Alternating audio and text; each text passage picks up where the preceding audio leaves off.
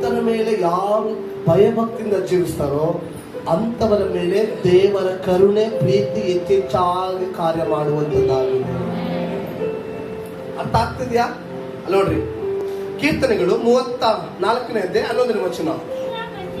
ಮಕ್ಕಳಿರ ಬನ್ನಿರಿ, ನನ್ನ ಮಾತನ್ನ ಕೇಳಿರಿ. ದಾವೀದನು ಹೇಳ್ತಾ ಇದ್ರು, ಮಕ್ಕಳಿರ ಬನ್ರಿ, ನನ್ನ ಮಾತನ್ನ ಕೇಳ್ರಿ. ನಾನು ಏನ್ ಮಾಡ್ತೀನಂದ್ರೆ ಯೆಹೋವನಿಗೆ ಭಯವನ್ನು ಏನ್ ಮಾಡ್ತೀನಂತೆ ಕಲಿಸ್ತೇನೆ. ಯಾವ ರೀತಿಯಾಗಿ ಕಲಿಸ್ತಾರೆ ನೋಡ್ರಿ, ಓದ್ರಿ ಅದನ್ನ. ದೀರ್ಘ ಆಯುಷ್ಯ ಬೇಕಾ? ಹಲ್ಲೆಲೂಯಾ. ಎಲ್ಲರೂ ಹೇಳ್ರಿ ಹಲ್ಲೆಲೂಯಾ. ನಿದ್ದೆ ಮಾಡೋಣಲ್ಲ, ಹಲ್ಲೆಲೂಯಾ. ಜೋರಾಗಿ ಹೇಳ್ರಿ ಹಲ್ಲೆಲೂಯಾ. ಸಾಕಾಗೋದಿಲ್ಲ, ಇನ್ನು ಎಲ್ಲರೂ ಹಲ್ಲೆಲೂಯಾ, ಇನ್ನು ಜೋರಾಗಿ ಹಲ್ಲೆಲೂಯಾ. ಪಕ್ಕದಲ್ಲಿ ಹೇಳ್ರಿ, ನಿದ್ದೆ ಮಾಡ್ಬೇಡ್ರಿ, ನಿದ್ದೆ ಮಾಡ್ಬೇಡ್ರಿ. ನೋಡ್ರಿ ದಾವೀದನು ಹೇಳ್ತಾನಂತ ನೋಡ್ರಿ, ನಾನು ಯೆಹೋವನ ಭಯವನ್ನು ನಿಮಗೆ ಕಲಿಸ್ತೇನೆ. ಹಾಗಾದ್ರೆ ಯಾವ ರೀತಿಯಾಗಿ ಕಲಿಸ್ತಾ ಇದ್ದ ನೋಡ್ರಿ, ನಿಮಗೆ ದೀರ್ಘ ಆಯುಷ್ಯವು ಬೇಕೋ ಬೇಡವೋ? ದೀರ್ಘ ಆಯುಷ್ಯ ಬೇಕಾ? ಆಮೇಲೆ ಬಹುದಿನ ಬದುಕಿ ಸುಖವನ್ನು ಅನುಭವಿಸ್ಬೇಕಾ ಬೇಡವೋ? ಬೇಕು ಅನ್ನಿ, ಇಲ್ಲಾಂದ್ರೆ ಬೇಡ ಅನ್ನಿ. ಸುಖ ಅನುಭವಿಸ್ಬೇಕಾ? ಓಕೆ. ಆಮೇಲೆ ದೀರ್ಘ ಆಯುಷ್ಯ ಬೇಕಾ ಬೇಡವೋ? ಬೇಡ ಅನ್ನಕ್ಕೆ ಹೆಂಗ್ ಪ್ರಶ್ನೆ ಆಗುತ್ತೆ? ಆಮೇಲೆ ಹಾಗಾದ್ರೆ ಕೆಟ್ಟದಕ್ಕೆ ಹೋಗದಂತೆ ನಾಲಿಗೆಯನ್ನು ಕಾದುಕೋ. ಹಲ್ಲೆಲೂಯಾ. ಯಾಕೆ ಕಾಯ್ಕೋಬೇಕಂತೆ? ನಮ್ಮ ನಾಲಿಗೆಯನ್ನು ಕಾಯ್ಕೋಬೇಕಂತೆ. ವಂಚನೆಯ ಮಾತುಗಳಿಗೆ ಬಿಡದೆ ತುಟಿಗಳನ್ನು ಇಟ್ಟುಕೋ. ವಂಚನೆ ಮಾತುಗಳನ್ನು ಬಿಡಬಾರ್ದಂತೆ. ಸುಮ್ಮನೆ ಏನೇನೋ ಮಾತಾಡೋದು, ವಂಚಿಸೋದು ಇವೆಲ್ಲ ಮಾಡಕ್ ಹೋಗ್ಬಾರ್ದಂತೆ. ಕೆಟ್ಟದನ್ನು ಬಿಟ್ಟು ಒಳ್ಳೆಯದನ್ನೇ ಮಾಡು. ಸಮಾಧಾನವನ್ನು ಆರೈಸಿ ಅದಕ್ಕಾಗಿ ಪ್ರಯತ್ನ ಪಡು. ಹಲ್ಲೆಲೂಯಾ. ಸಮಾಧಾನವನ್ನು ಆರೈಸಿ ಅದಕ್ಕಾಗಿ ಪ್ರಯತ್ನ ಪಡು. ನಿಜವಾಗಲೂ ದೇವರಲ್ಲಿ ಭಯಭಕ್ತಿ ಉಳ್ಳವನು ಪ್ರಿಯ. ಹಲ್ಲೆಲೂಯಾ. ಭಯಭಕ್ತಿ ಉಳ್ಳವನು ಆತನ ಮಾತುಗಳನ್ನ ಜವಾಬ್ದಾರವಾಗಿ ಮಾತನಾಡುವವನಾಗಿದ್ದಾನೆ. ಹಲ್ಲೆಲೂಯಾ. ಭಯಭಕ್ತಿ ಉಳ್ಳವನು ವಂಚನೆ ಮಾತುಗಳನ್ನು ಹಾಡೋದಿಲ್ಲ. ಭಯಭಕ್ತಿ ಉಳ್ಳವನು ಕೆಟ್ಟದನ್ನ ನಿರಾಕರಿಸುವವನಾಗಿದ್ದಾನೆ. ಭಯಭಕ್ತಿ ಉಳ್ಳವನ ಕರ್ತನಿಗೆ ಭಯಪಡುವವನು ದೇವರ ವಿರುದ್ಧವಾದ ಕಾರ್ಯಗಳನ್ನು ವಿರೋಧಿಸುವವನಾಗಿದ್ದಾನೆ. ಹಲ್ಲೆಲೂಯಾ. ಇವತ್ತು ನಾವು ಭಯಪಡ್ತಾ ಇಲ್ಲ ಅಂದ್ರೆ ಖಂಡಿತವಾಗಿಯೂ ದೇವರ ವಿರುದ್ಧವಾದ ಕಾರ್ಯಗಳನ್ನು ನಾವೇನ್ ಮಾಡ್ತಾ ಇದ್ದೇವೆ? ಸ್ವೀಕರಿಸಿಕೊಳ್ಳುತ್ತಾ ಇದ್ದೇವೆ. ದೇವರ ವಿರುದ್ಧವಾದ ಮಾತುಗಳನ್ನು ಸ್ವೀಕರಿಸಿಕೊಳ್ತಾ ಇದ್ದೇವೆ. ದೇವರ ವಿರುದ್ಧವಾದ ತುಟಿಗಳನ್ನು ಬಿಚ್ಚುತ್ತಾ ಇದ್ದೇವೆ ನಾವು. ಹಲ್ಲೆಲೂಯಾ. ಹಲ್ಲೆಲೂಯಾ. ನಿಜವಾಗಲೂ ಕರ್ತನಿಗೆ ಭಯಪಡುವವನು ವಾಕ್ಯ ಹೇಳಿದ ಪ್ರಕಾರ ದೀರ್ಘ ಆಯುಷ್ಯವನ್ನು ಹೊಂದುವವನಾಗಿದ್ದಾನೆ. ಹಲ್ಲೆಲೂಯಾ. ಮತ್ತೆ ಕರ್ತನು ಅವರು ಸುಖವನ್ನು ಅನುಭವಿಸುವಂತೆ, ಸಮಾಧಾನವನ್ನು ಹೊಂದುವಂತೆ ದೇವರು ಅವರನ್ನ ಹಿಡುವವನಾಗಿದ್ದಾನೆ. ಹಲ್ಲೆಲೂಯಾ. ನಿಜವಾಗ್ಲೂ ಪ್ರೇರೆ, ಕರ್ತನಿಗೆ ಭಯಪಡೋದ್ರಲ್ಲಿ ಆಶೀರ್ವಾದ ಇದೆ.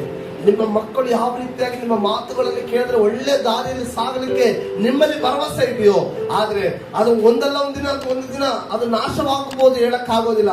ಅವರನ್ನು ಸರಿಯಾದ ದಾರಿಯಲ್ಲಿ ನಡೆಸಲಿಕ್ಕೆ ಆಗದೇನೆ ಇರಬಹುದು, ಅದನ್ನ ಗ್ಯಾರಂಟಿ ಇಲ್ಲ. ಆದ್ರೆ ವಾಕ್ಯ ಹೇಳ್ತದೆ, ವಾಕ್ಯ ಗ್ಯಾರಂಟಿ ಕೊಡ್ತದೆ. ದೇವರು ನನಗೆ ಗ್ಯಾರಂಟಿ. ದೇವರಲ್ಲಿ ಭಯಪಡುವವನಾಗೋದಾದ್ರೆ ನಿಶ್ಚಯವಾಗಿಯೂ ಆಶೀರ್ವಾದದ ಮಾರ್ಗವನ್ನ 100ಕ್ಕೆ 100ರಷ್ಟು ನನಗೆ ಕೊಡುವವನಾಗಿದ್ದಾನೆ.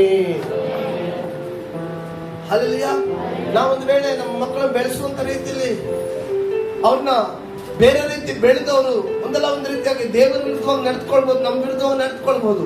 ಆದ್ರೆ ದೇವರಿಗೆ ನಾವು ಭಯಪಡೋದಾದ್ರೆ ನಿಶ್ಚಯವಾಗಿಯೂ ನಮ್ಮನ್ನು ಅವರು ಆಶೀರ್ವಾದ ಮಾಡೇ ಮಾಡುವವರಾಗಿದ್ದಾರೆ.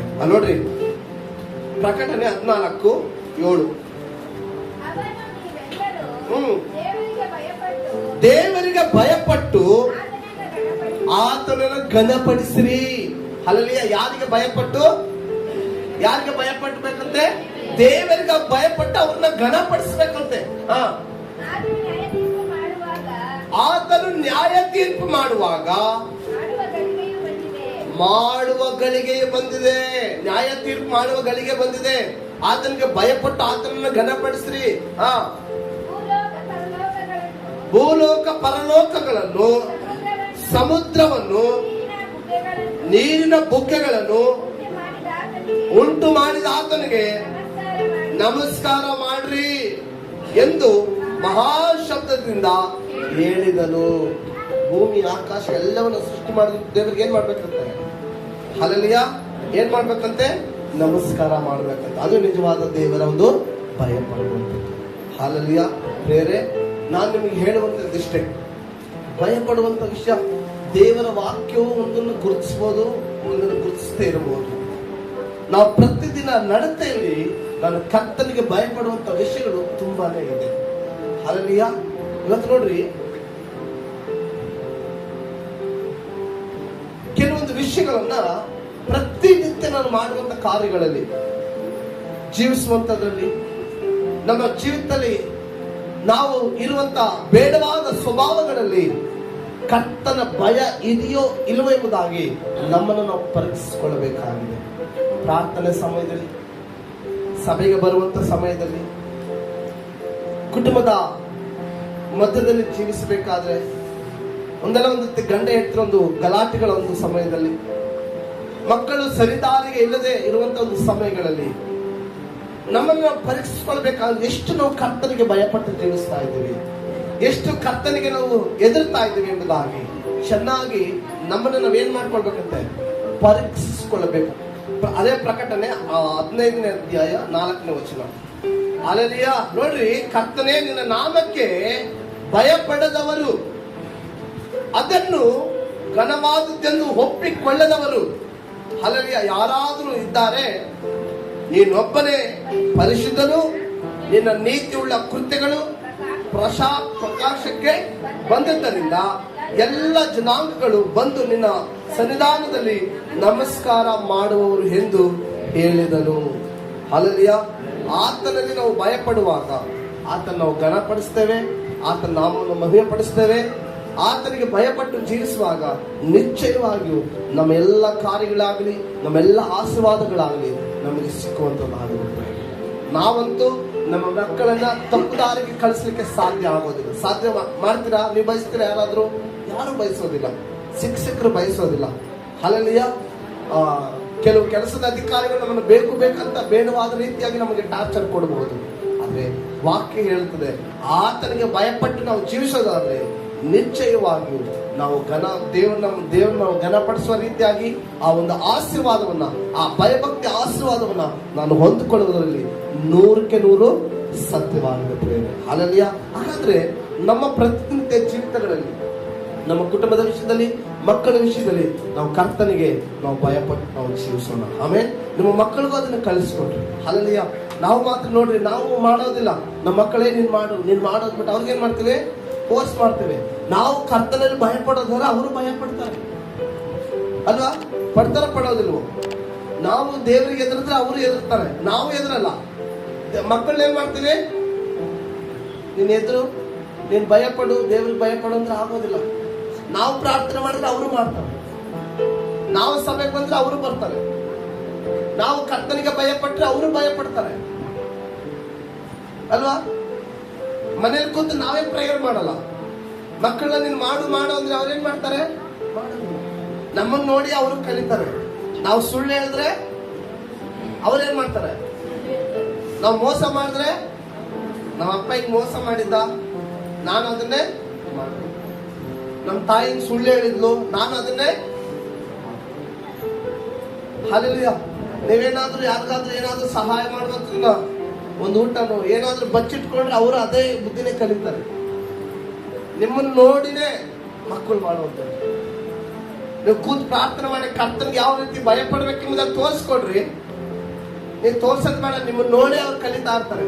ನಮ್ಮ ತಾಯಿ ಪ್ರೇಯರ್ ಮಾಡ್ತಾ ಇದ್ರು, ನಮ್ಮ ತಂದೆ ಪ್ರೇಯರ್ ಮಾಡ್ತಾ ಇದ್ರು, ನಮ್ಮ ಮನೆಯವ್ರಿಗೆ ಪ್ರೇಯರ್ ಮಾಡ್ತಾ ಇದ್ರು ಅನ್ಕೊಂಡು ಅವ್ರು ಕುತ್ಕೊಂಡು ಮಾಡಿಲ್ಲ ಅಂದ್ರೆ ಆಟ ಆಡ್ಕೊಂಡು ಆದ್ರೂ ಏನ್ ಮಾಡ್ತಾರೆ? ಅವರು ಅದನ್ನು ಮಾಡ್ತಾನೆ.